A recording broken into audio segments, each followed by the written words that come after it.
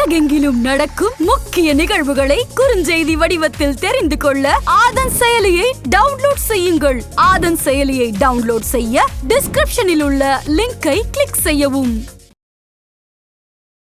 தனுசு ராசிக்கு அதிபதி குரு பகவான் 7ஆம் இடத்துக்கு வராரு. இது வரைக்கும் 6ல இருந்து இருக்கும்போது உங்களுக்கு முன்னேற்றம் இல்லை. 7ஆம் இடத்துக்கு வராருன்னு சொல்லும் போது அவருடைய பார்வை இவங்க மேல விழுது. அப்ப நல்ல முன்னேற்றம் வரும். ஒரு சின்ன நெகட்டிவோட பெரிய பாசிட்டிவ் இருக்கும். அதை ஏத்துக்கணும். ஒரு கணவர் போய் வெளிநாட்டுல வேலை பார்க்கிறாரு, பொண்டாட்டி பிள்ளைகள் பிரிஞ்சு உட்கார்ந்துருக்காரு, சாப்பாட்டுக்கு கஷ்டப்படுறாரு. இந்த மாதிரி ஒரு சின்ன பாதகம் இருக்கும். அதை ஏத்துக்கிட்டானே வேணும். பிறரை நம்பி கொடுத்து ஏமாற வேண்டாம். கொஞ்சம் கவனமா இருந்துக்கிட்டீங்கன்னா ரொம்ப நல்லா இருக்கும். திருவாதிரை நட்சத்திரத்துல போய் சிவபெருமான வழிபடணும், நடராஜரை வழிபடணும். இந்த வருஷம் சந்தோஷப்படுவாங்க தனுசு ராசிக்காரங்க. ஒரு நல்ல குரு பயிற்சி அவருக்கு அமையுது. ஆதன் ஆன்மீகம் நேயர்களுக்கு வணக்கம். உங்கள் பகுதியில் நடக்கக்கூடிய முக்கியமான நிகழ்வுகளை நீங்கள் தெரிஞ்சுக்கணும் அப்படின்னா ஆதன் செயலியை டவுன்லோட் செய்யுங்க. அதுக்கான லிங்க் டிஸ்கிரிப்ஷனில் இருக்குது. வாழ்க்கையில் ஜாதகம் எவ்வளோ முக்கியம், ஜோதிடம் நம்ம வாழ்க்கையை எந்த நிலைக்கு கொண்டு போகுது, அதை எப்படி நம்ம சரியாக பயன்படுத்தணும் அப்படின்னு சொல்லிட்டு பல வருடங்களாக நமக்கு ஒரு வழிகாட்டியாக இருக்கக்கூடிய நங்கநல்லூர் டாக்டர் பஞ்சநாதன் சார் இணைஞ்சிருக்காங்க. வணக்கம் சார். வணக்கம்மா, நல்லா இருக்கீங்களா? நல்லா இருக்கேன் சார், நீங்கள் நல்லா இருக்கீங்க? நல்லா இருக்கம்மா சார். தனுசு ராசினர் பார்த்தீங்கன்னா நீண்ட நெடிய காலமாகவே பிரச்சனையாகவே இருக்காங்கன்னு சொல்லிட்டு நம்ம புது வருட பதிவுலையும் பார்த்தோம். இந்த வருஷம் புது வருட பதிவு, பலன்கள், பயிற்சிகள் எல்லாத்துலேயுமே பார்த்துட்ருக்கோம். அவங்களுக்கு இந்த குரு பயிற்சியில் ஏதாவது மாற்றம் இருக்குமா சார்? தனுசு ராசிக்கு அதிபதி யாருன்னு கேட்டிங்கனாலே குரு பகவான் தான். அந்த குரு பகவான் என்ன பண்ணினார்னா, இந்த 2024 ஒரு பயிற்சி நடந்துச்சு பார்த்தீங்களா? அப்போ நம்ம குறிப்பிட்டு சொல்லியிருக்கோம், இவங்களுக்கு 6ஆம் இடத்துக்கு குரு பகவான். நம்முடைய பல பதிவுகளை சொல்லியிருக்கோம், வயிறு சம்பந்தப்பட்ட பிரச்சனைகள் இருக்கும் தனுசு ராசிக்காரங்களுக்கு. அப்படி வயிறு சம்பந்தப்பட்ட பிரச்சனைகள் பல இருக்கு. இன்னும் பல குடும்பங்களில் கல்யாண தடைகள், அவங்களுக்கோ அவங்க பிள்ளைகளுக்கோ கல்யாண தடை, ஏதோ ஒரு வகையில் நிம்மதி குறைவு, இதெல்லாம் இருந்துகிட்டு இருந்துச்சு. 7.5 சனி நடக்கிற வரைக்கும் 7.5 சனி தான் காரணம்னாங்க. 3ஆம் இடத்துக்கு சனி போன பிறகும் இப்போ அவங்களுக்கு ஒரு திருப்தி வரல. இதுக்கு என்ன காரணம்னா, ராசிக்கு அதிபதி வலுவில்லாமல் இருந்தார். ராசிக்கு அதிபதி யாரு? குரு பகவான் தான். நீங்கள் எந்த ஒரு லக்னம் ராசி எடுத்தாலும், இந்த லக்கணத்துக்கு ஒருத்தர் சிம்ம லக்கணத்தில் பிறக்கிறான்னு வச்சுக்கோங்களேன், சூரியன் அந்த லக்கணத்தை பார்க்குறாருன்னா இவர் பெரிய ஆளாக வருவார்னு அர்த்தம். லக்னாதிபதி லக்கணத்தை பார்க்கணும். அப்படி ராசி அதிபதி நல்ல நிலைமையில் இருக்கணும். இப்போ உங்களுக்கு ராசிக்கு அதிபதி குரு பகவான் 7ஆம் இடத்துக்கு வராரு. 7ஆம் இடத்துக்கு வராருங்கிறது இது வரைக்கும் 6ல் இருந்து இருக்கும்போது இவங்களுக்கு முன்னேற்றம் இல்லை. 7ஆம் இடத்துக்கு வராருன்னு சொல்லும்போது அவருடைய பார்வை இவங்க மேலே விழுது. அப்போ நல்ல முன்னேற்றம் வரும். இது நாள் வரைக்கும் சரியாகவே இல்லாத தனுசு ராசிக்காரங்க நிறைய புலம்பிட்டாங்க, நிறைய கஷ்டப்பட்டுட்டாங்க, இன்னும் பட்டுக்கிட்டு இருக்காங்க. அவங்களுக்கு ஒரு முன்னேற்றம் கிடைக்கும். ஆனால் ஒரு விஷயத்தில் ஜாக்கிரதையாக இருக்கணும். என்ன ஜாக்கிரதைன்னா, நமக்கு தான் நல்லா தானே இருக்க போகுது, நம்ம எப்படி வேணால் நடக்கலாம்னு இருந்துட முடியாது. ஏன்னா 7வது ஸ்தானம் பாதகஸ்தானம்.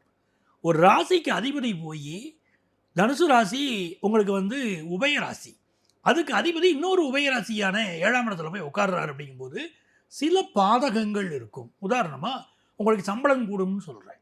சம்பளம் கூடுமா? கூடுங்க, சரி. ஆனால் வேலை மாதிரி கூடும், ஒர்க் ப்ரெஷர் அதிகமாகும்.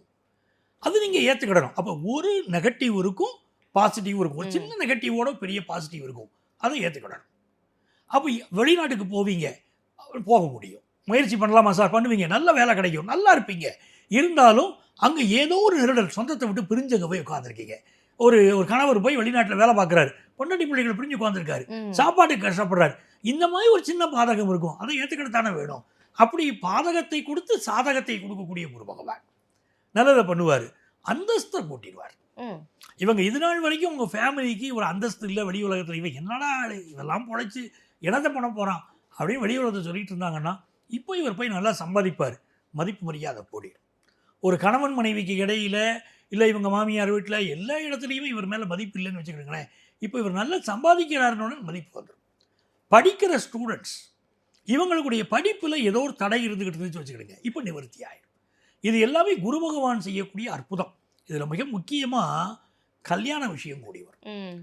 தனுசு ராசிக்காரங்களுக்கு என்ன கல்யாண தடை இருந்தாலும் அது நிவர்த்தி ஆகும்.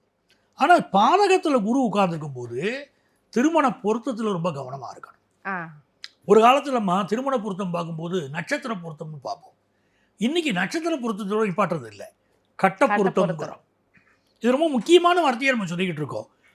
ஒரு நட்சத்திர பொருத்தம், கட்ட பொருத்தம், தசாசந்தி, பாபசாந்தியம், இப்படி சொல்லிக்கிட்டே போகிறோம். திருமண பொருத்தம் பார்க்குறது இப்போல்லாம் ஒரு சவாலாக இருக்குது. அப்போ ரொம்ப கவனமாக ஒரு 10 வருஷத்துக்கு மேலே நாங்கள் பொருத்தம் பார்த்த மாதிரி இப்போ பார்க்கல, ரொம்ப கவனமாக பார்க்குறோம், கண்ணில் விளக்கணை ஊற்றிக்கிட்டு பார்க்குறதுங்கிறோம். அந்த மாதிரி கவனமாக பார்க்குறோம். என்ன காரணம் அப்படின்னா அந்த இன்றைக்கி இருக்கக்கூடிய கிரக நிலைகள் பல மாற்றம். இப்போ 7ல் பார்த்தீங்கன்னா பாதகத்தில் குரு உட்காரும்போது கல்யாணம் ஆகும். சரியாக நீங்கள் பொருத்தம் பார்த்து பண்ணலைன்னா அந்த வாழ்க்கையில் ஏதோ ஒரு பிரச்சனை இருக்கும். அப்போ தனுசு ராசிக்காரங்களுக்கு கல்யாணம் ஆகாதானே ஆகும். நல்லா பொருத்தம் பார்த்து பண்ணுங்க, சூப்பராக இருப்பீங்க அப்படி. அது ஒரு நல்ல விஷயம். 2வது இவங்களுக்கு என்னென்னா ஆஃபீஸில் ப்ரொமோஷன் கிடைக்கும். ப்ரொமோஷனே கிடைக்கலன்னு வருத்தப்பட்டுக்கிட்டு இருக்காங்க, அவங்களுக்கு இப்போ ப்ரொமோஷன் கிடைச்சிடும். அப்போ ஒரு மன நிம்மதி. அதனால ரொம்ப தடைப்பட்டுறது விஷயம் சரியாயிருச்சே அப்படின்னு ஒரு நிம்மதி. பொருளாதார ரீதியாக பார்த்தீங்கன்னா இவங்க பண்ணின இன்வெஸ்ட்மெண்ட்ஸுக்கு நல்ல லாபம் வரும். ஷேர் மார்க்கெட்டில் போட்டிருப்பாங்க, மியூச்சுவல் ஃபண்டில் போட்டிருப்பாங்க, இல்லை வேறு ஏதாவது இன்வெஸ்ட் பண்ணியிருப்பாங்க. அது இவ்வளோ நாளும் சரியா இல்லைன்னா கூட இப்போ நல்ல பெருகிட்டு போகும், நல்ல லாபம் பெருகும். பூமியில் பணத்தை போட்டிருந்தாங்கன்னா அந்த பூமி லாபம் அதிகமாகும். நான் ரியல் எஸ்டேட் பண்ணுறவங்கள சொல்லலை, பொதுமக்கள் அவங்க பணத்தை போட்டுருந்தாங்கன்னா அதில் லாபம் கிடைச்சிரும். முயற்சி எல்லாம் வெற்றி பெறும். 3வது ஸ்தானத்தை குரு பார்க்குறாரு, முயற்சி வெற்றி பெறும். ஒரு அடுத்த ஊருக்கு சேர்ந்து போய் வேலை பார்க்குறது, அலைஞ்சு தெரிஞ்சு தொழில் செய்கிறாங்க பாருங்கள், ரெப்ரசன்டேட்டிவ் தொழில் இருக்காங்க, இவங்களுக்கெல்லாம் ரொம்ப நல்லாயிருக்கும். சைக்காலஜி ப்ராக்டிஸ் பண்ணுறாங்க பாருங்கள், அவங்களுக்கு வருமானம் கூடும். இந்த மனநிலை சம்மந்தப்பட்ட பிரச்சனைகள் பலருக்கு இன்றைக்கி உலகத்தில் இருக்குது.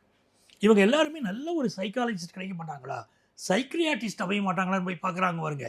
அப்படி ஆலோசகர்கள் இருக்கக்கூடியவங்களுக்கு நல்ல ஒரு முன்னேற்றம், தொழிலில் முன்னேற்றம். ட்ராவல் ஏஜெண்டாக இருக்காங்க, நல்ல முன்னேற்றம். உணவை கொண்டு போய் கொடுக்குறாங்க, அவங்களுக்கு நல்ல ஒரு வளர்ச்சி, வருமானம் கூடும்.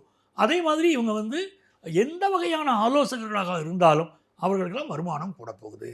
அப்போ தனுசு ராசிக்காரங்களுக்கு அது நல்லா இருக்குது. பழைய வீட்டை விற்கணும்னு நினைக்கிறாங்களா, விற்க முடியும்.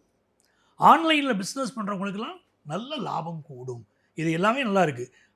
போஸ்டலில் படிக்கிறவங்க, கரஸ்பாண்டன்ஸ் கோர்ஸ், ஆன்லைன் எஜுகேஷன் இதிலெல்லாம் ஒரு படிக்கிறதுக்கு வாய்ப்புகள் கூடி வரும். அந்த படிப்பு இவங்களுடைய வாழ்க்கை தரத்தை உயர்த்தும், நல்ல வேலை கிடைக்கும். வெளிநாட்டில் உட்காந்துக்கிட்டு விசா கிடைக்கல, இல்லை இவங்களுக்கு சரியான விசா கிடைக்கலைங்கிறவங்களும் இப்போ கிடைக்கும். படிக்க போயிருக்காங்க, சரியான வருமானம் இல்லை, ஒரு தடை வந்துருச்சு, நிவர்த்தி ஆயிரும். இது எல்லாமே ஒரு யோகமாக இருக்குது. இவங்க பிள்ளைகளுக்கு ஃபாரின் போகிற யோகம் கிடைக்கும். ஃபாரினில் இருக்கிற இவங்க பிள்ளைகளுக்கு கல்யாணம் ஆகும். ஏன்னா கல்யாணம் ஆகிறது சவாலாக இருக்குது பாருங்கள். இன்றைக்கி வெளிநாட்டில் பையன் இருந்தான்னா பொண்ணு கொடுக்க மாட்டேங்கிறாங்க, இப்படிலாம் சவாலாக இருக்குது. இந்த தடைகள் நீங்கி திருமணம் கைகூடக்கூடிய ஒரு யோகம் இருக்குது. முகப்பொலிவு கூடும். ரொம்ப சந்தோஷமான ஒரு காலகட்டமாக தனுசு ராசிக்கு நம்ம சொல்லிக்கிட்டே போகலாம். இது நாள் வரை பட்ட பல கஷ்டம் நிவர்த்தி ஆகுது. ஒரு விஷயம் இன்னும் எச்சரிக்கையாக இருக்கணும்னா பணத்தை நீங்கள் கொஞ்சம் பாதுகாப்பாகவும் வச்சுக்கிடணும். பிறரை நம்பி கொடுத்து ஏமாற வேண்டாம், கொஞ்சம் கவனமாக இருந்துக்கிட்டிங்கன்னா ரொம்ப நல்லாயிருக்கும். இவங்க எப்போவுமே இவங்க ராசிக்கு அதிபதியே குரு பகவான்ங்கிறதுனால குரு பகவான் நல்ல வகையில் உதவி செய்வார். இவங்க என்ன பண்ணணும்னு கேட்டிங்கன்னா திருவாதிரை நட்சத்திரம் வரும் பாருங்க, அந்த திருவாதிரை நட்சத்திரத்தில் போய் சிவபெருமானை வழிபடணும், நடராஜரை வழிபடணும். திருவாதிரை நட்சத்திரத்தை செலக்ட் பண்ணி போகும்போது நல்ல முன்னேற்றம் உங்கள் வாழ்க்கையில் ஏற்பட ஆரம்பிச்சிடும். எல்லா தடைகளும் விலகி ஒரு யோகமான காலம், படிப்பில் ஆரம்பித்து தொழிலில் ஆரம்பித்து எல்லாத்துலேயும் யோகங்கள் வருமா. இந்த வருஷம் சந்தோஷப்படுவாங்கம்மா தனுசு ராசிக்காரங்க. ஒரு நல்ல குரு பயிற்சி அவங்களுக்கு அமையுது. கண்டிப்பாக சார்.